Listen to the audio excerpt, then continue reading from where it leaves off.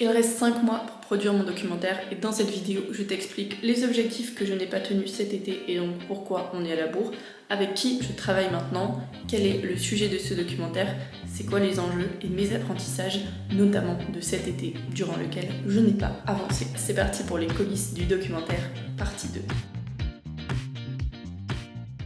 La créativité est de sortie, je suis en train de bosser sur le script du documentaire et je suis super contente et j'avais envie de vous le partager. Parce que ces derniers mois, c'était un peu compliqué d'avancer comme je le pensais. Parce que la dernière fois du coup qu'on s'est vu à propos des coulisses du documentaire, c'était au mois de mai-juin. Où voilà, je m'étais dit cet été, je suis déter, j'ai arrêté mon job de 20 heures semaine pour pouvoir avoir plus de temps pour le documentaire. Donc je vais pouvoir me mettre à fond dessus, avancer pour la levée de fonds, etc. Puisque j'ai besoin de fonds pour ce documentaire, pour pouvoir le mettre en pratique, pour pouvoir rémunérer les équipes, me rémunérer moi, etc. Et faire vivre le projet tout simplement. Et tout ne s'est pas passé comme prévu parce que y a eu des grandes évolutions dans ma vie personnelle. Où voilà, j'ai notamment rencontré quelqu'un, on emménage ensemble, etc.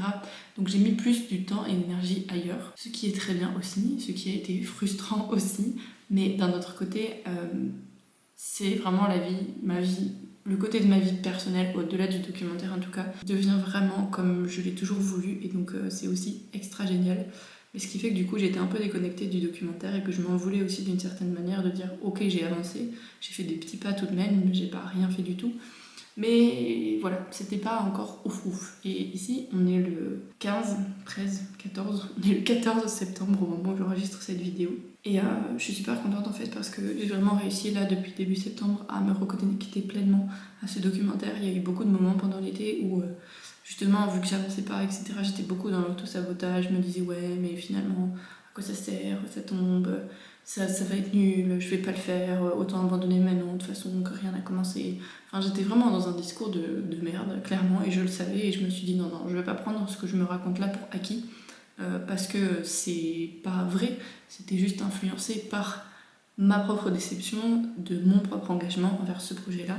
Et puis après, du coup, ça a été, voilà, me rendre compte, comme je vous ai dit, de c'est ok en fait, toute cette pression que je me mets, c'est une pression que je me mets, mais je peux aussi me l'enlever et juste accepter que, ok, j'ai pas avancé sur ce que je pensais, mais pourquoi? Parce qu'il y avait aussi des bonnes raisons et parce que j'ai fait d'autres choix et qui fait qu'aujourd'hui, ben en fait, je suis totalement alignée avec ce que je suis en train de développer et qu'en fait, ce passage-là de l'été a été nécessaire et tout ce qui a bougé dans ma vie a été nécessaire pour aujourd'hui être pleinement ancrée en fait dans ce que je fais, avoir mon espace. Voilà, le fait d'avoir déménagé aussi, d'être en train de déménager ce mois-ci, ça m'apporte aussi une nouvelle dynamique, un autre ancrage, une autre perception de ma vie aussi qui me ressemble beaucoup plus et voilà, ça fait que je suis au bon endroit maintenant et que du coup je suis fière parce que depuis septembre, j'ai vraiment pu m'ancrer, comme je disais, c'est un mot important, mais m'ancrer dans ce documentaire et savoir que oui, en fait, c'est bon, genre, je vais le faire.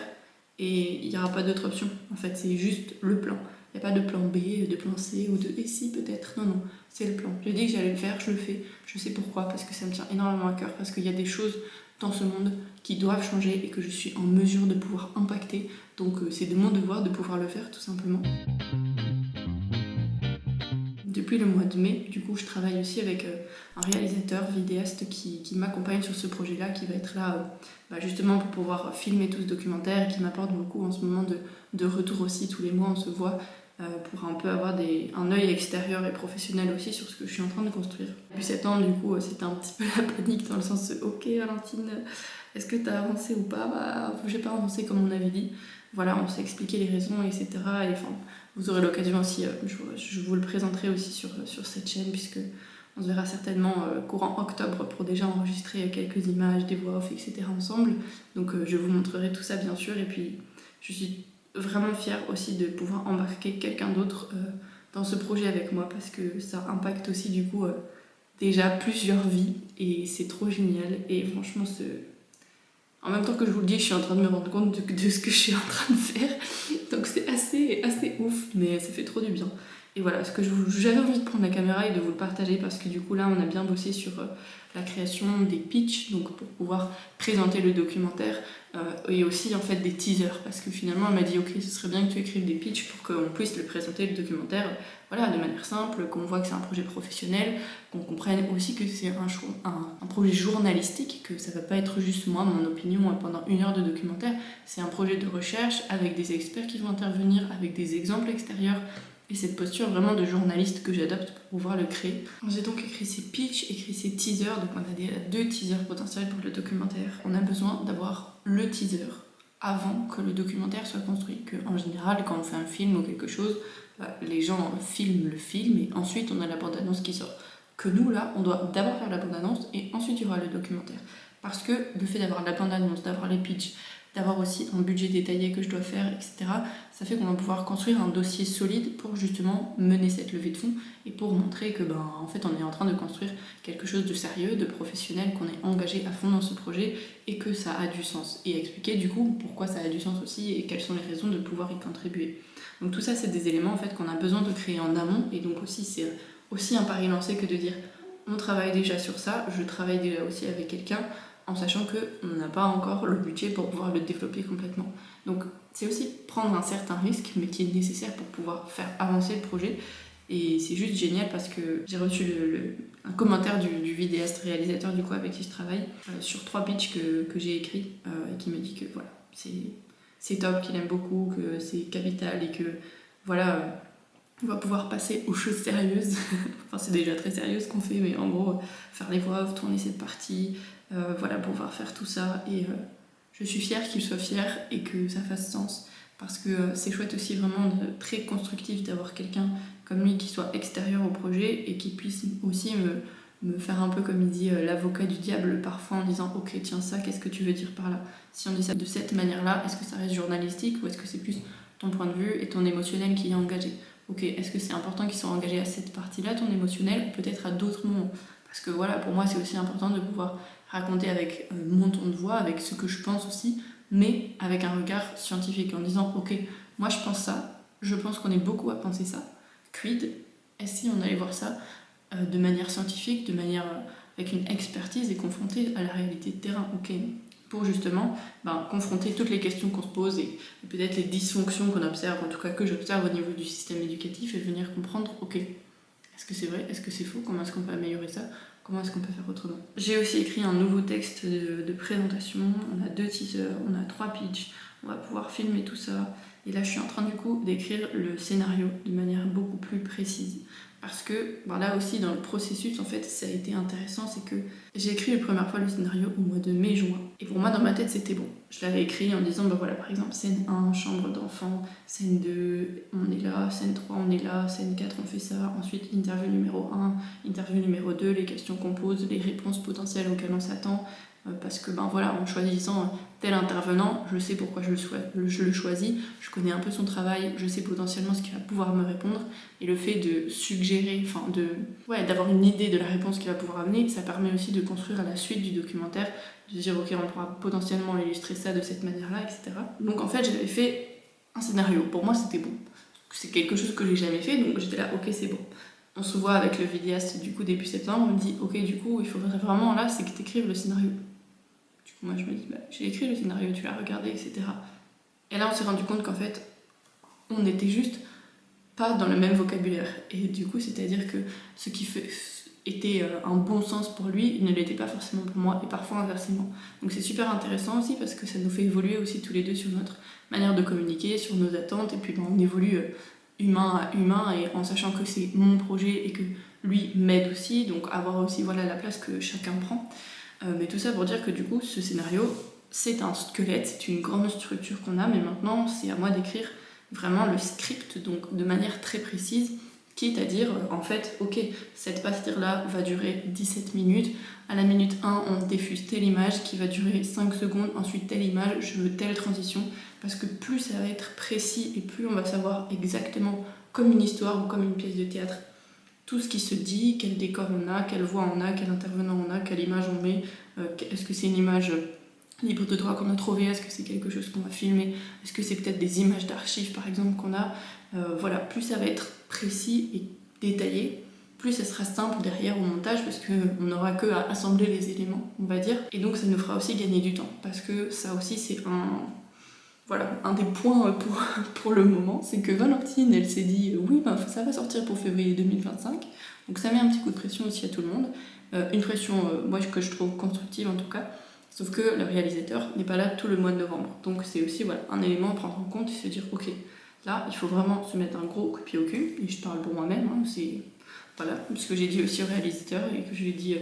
Je me suis dit début septembre, genre là je sais qu'il est temps juste de mettre un bon gros coup de pied au derrière et puis ensuite ça va le faire. Donc on s'est recalé des deadlines, etc. Et puis voilà, ça va rouler. Ce processus créatif est super intéressant. Là j'ai encore repris une feuille tout à l'heure pour me noter des petits points en mode ok, d'abord on plante le décor, ensuite je veux que les personnes se sentent concernées parce que je suis en train de raconter pour les emmener ensemble et se dire ok, point de la situation. Il y a un certain mal-être, on se sent comme ceci, comme cela. Ah oui, moi aussi je me sens comme cela. Ok, et si on allait ensemble vers un nouveau monde? À quoi ressemble ce nouveau monde? Et comment est-ce qu'il peut potentiellement réellement naître? Et ce nouveau monde, pour moi, c'est le monde où on a un nouveau système éducatif. Je vais vous lire un des pitchs pour vous compreniez un peu mieux aussi en quoi va consister ce documentaire. Je vous lis le pitch numéro 1. Comme ça, vous prenez plus en conscience aussi ce qu'on va raconter dans ce documentaire. Et si l'éducation était la clé d'une société plus épanouie et durable? Aujourd'hui, notre système éducatif semble en décalage avec les défis actuels de la société. Stress, manque d'épanouissement personnel, crise de sens. Face à ces constats, nous devons réinventer l'éducation pour qu'elle soit un véritable outil de transformation sociale. Dans notre documentaire, nous explorons des modèles éducatifs innovants et questionnons le rôle du système éducatif dans l'épanouissement individuel et collectif. À travers des rencontres d'experts, d'enseignants et d'étudiants, nous montrons comment l'éducation peut devenir un puissant levier pour un changement profond. Ce documentaire invite chacun, des parents aux éducateurs, en passant par les décideurs, à repenser leur vision de l'éducation et à participer activement à une société plus juste. Rejoignez-nous dans cette aventure et soutenez un projet qui place l'humain au cœur de l'école de demain. Et oui les gars. Voilà, ça c'était le premier pitch, comme ça vous avez un petit teaser dans le teaser. Les enseignements que je tire là de cette période, et on conclura cette vidéo là-dessus, c'est que les phases de doute sont importantes, mais elles sont pas toujours à prendre en considération. Ça c'est vraiment un grand apprentissage de l'été, quand je vous disais que je me disais, de toute façon ça sert à rien, j'arrête, etc. C'est important d'avoir ces réflexions-là, mais de creuser plus loin, de pas prendre pour acquis en mode ouais c'est bon j'arrête, ok j'arrête. Non, pourquoi est-ce que j'ai envie d'arrêter? C'est quoi le contexte dans lequel je suis aujourd'hui qui fait que je suis pas arrivée à mes objectifs? Est-ce que par rapport à mes priorités, mes engagements, mes valeurs, etc. c'est juste pour moi ou pas? Ok, comment est-ce que je peux rectifier le tir? Comment est-ce que je peux collecter d'autres éléments qui me montrent que oui ou non j'arrête, si c'était par exemple le point. C'est important de douter, parce que ça veut dire que je questionne ce que je crois de vrai, et donc je suis en train de chercher à m'améliorer, et chercher à être justement alignée. Et aligné, ça veut dire pour moi être dans son axe, dans sa voie, dans ce qu'on a envie de faire, et que ce qu'on met en place, ça sonne juste pour nous, et qu'on ressente que c'est pas le rêve de quelqu'un d'autre peut-être qu'on essaye de réaliser, ou d'être dans le chemin parce qu'on nous a dit c'est comme ça que ça se passe, mais que ce soit en accord avec soi. Et puis un deuxième apprentissage, c'est la discipline, c'est vraiment une force. Parce que le fait d'avoir une certaine rigueur dans ce que vous voulez entreprendre, dans les projets que vous voulez mener, avoir une certaine rigueur dans vos actions et un certain cadre, ça permet justement d'entretenir un cercle vertueux de ok j'y vais, ok j'y vais, ok j'y vais, ok j'y vais, et d'avancer pas à pas dans la concrétisation de ce qu'on désire. Et surtout, le chemin, dans tous les cas, c'est le plus important, parce que c'est ça qui va durer plus longtemps, et c'est pour ça que moi ça me tient tant à cœur de faire ces vidéos et de partager tout ça avec vous aussi, pour vous montrer que en fait c'est sur le chemin que c'est le plus kiffant. Et moi je me dis mais j'ai hâte oui que le documentaire sorte, mais en même temps je prends tellement de plaisir dans cette période, même si parfois c'est hyper compliqué et je suis là en mode ouais qu'est-ce que je fais, j'ai peur de décevoir un tel, j'ai peur moi-même d'être dans la lumière et que ça fonctionne. C'est paradoxal, mais ça me fait aussi peur d'une certaine manière, donc c'est aussi apprendre à dealer avec ça, une grande évolution, en tout cas personnel et ça me fait énormément grandir aussi.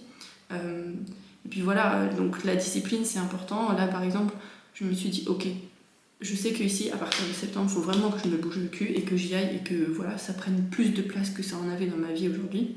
Comment je fais ça en place? Je me suis dit ok, je vais me créer un petit rituel de début de session où quand je sais que je travaille sur mon documentaire en tant que tel, pas sur ma stratégie de communication ou quoi, mais sur le documentaire comme là, écrire mon script, je me fais un petit rituel. J'avais cette bougie là, j'ai allumé, que j'avais achetée il y a un moment, mais que j'avais encore jamais allumée. Je me suis dit, ok, ça va être la bougie de mon documentaire. C'est-à-dire que quand je prévois ma session de travail, genre là, c'est ce que j'ai fait juste avant. Là-bas, j'avais pas prévu de filmer, donc voilà, soit. Je me suis dit, ok, j'allume cette bougie, je mets mon téléphone d'abord en mode avion, j'allume la bougie, je me mets une musique, c'est la musique pour moi expérience de Ludovic, je sais pas qui.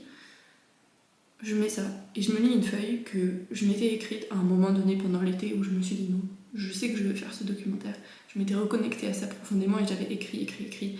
J'avais écrit justement que j'avais confiance en moi, que je devais m'accorder cette valeur-là de réaliser ce que je fais et que j'avais le droit et que c'était ma contribution et bref, vraiment un speech hyper motivant envers moi-même pour m'ancrer. Et du coup, ce que je fais, c'est que je mets cette musique, je me mets debout, bien droite, les pieds ouverts à la hauteur des hanches, bien ancré dans le sol, et je prends juste le temps de respirer, de me poser, et de, ok, me dire, tiens, je respire, je m'ancre, et je ressens vraiment que je suis en train de m'ancrer dans le sol, donc pour avoir cette sensation, si vous voulez tester l'exercice, c'est vraiment ressentir que la gravité vous attire, donc vos pieds sont de plus en plus forts en contact avec le sol, que vos bras vraiment tombent, etc., que vous restez droit, le menton levé, fermez les yeux peut-être.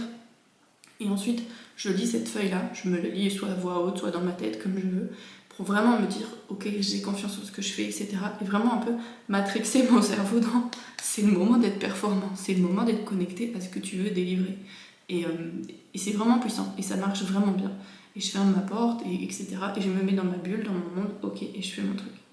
Et une fois que j'ai terminé ma session, très bien, je me fais pas des sessions trop longues, plus ou moins 1 heure, 1 heure et demie, ça dépend, par jour. Et puis après, je reviens le lendemain, et je recommence, et je relis, j'améliore, je modifie ce qui doit l'être. Et à chaque fois, avec ce rituel de ma bougie, enfin, d'abord, pas de notif, pas on ne me dérange pas. J'allume ma bougie, je mets la musique, je lis mon texte. Une fois que la musique est terminée, poup, le téléphone est de côté et ciao, on est concentré dans son truc.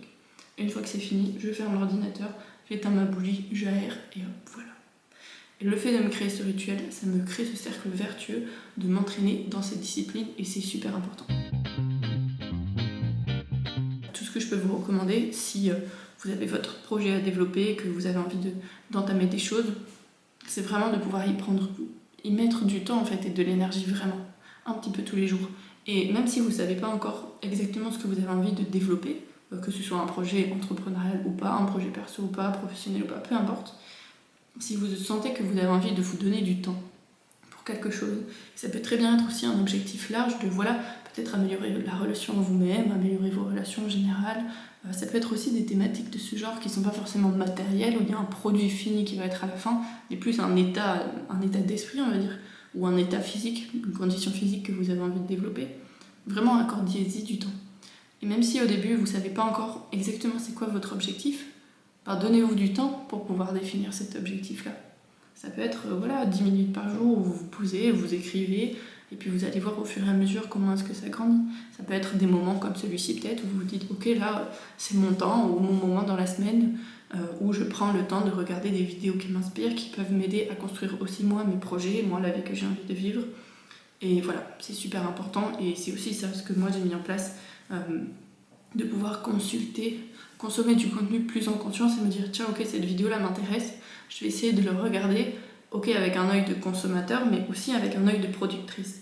Et de me dire, tiens, j'aime ça, j'aime regarder ce type de contenu, pourquoi ? Qu'est-ce qui est important chez moi ? Qu'est-ce qui fait écho avec moi ? Ok, tiens, j'aime beaucoup cette manière de partager, et vu que moi je partage aussi du contenu, je peux m'inspirer de ça.